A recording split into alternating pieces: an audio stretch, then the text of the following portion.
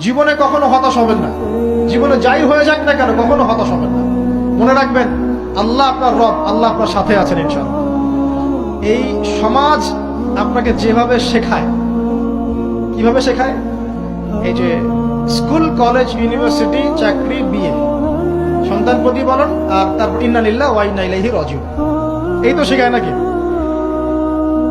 সবসময় মনে রাখবেন যে আল্লাহ রাব্বুল আলামিনের পরিকল্পনাই আপনার উপরে সবচেয়ে বেশি অগ্রাধিকার যোগ্য, সমাজের পরিকল্পনা নয়।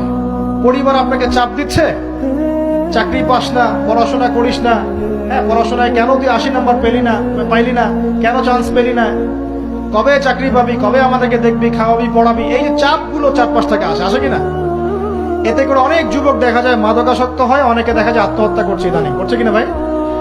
এই শব্দটা থেকে আমি এই পয়েন্টটা আজকে লিখেছিলাম যে ভুলেও আল্লাহর প্রতি বিশ্বাস এবং তাওয়াক্কুল হারাবেন না।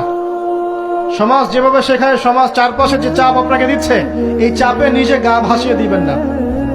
আপনি আল্লাহর কাছে দোয়া করবেন, আল্লাহর কাছে পথ চেয়ে নিবেন এবং আল্লাহর প্রতি তাওয়াক্কুল ভরসা করবেন। কখনো আত্মহত্যার পথ বেছে নিবেন।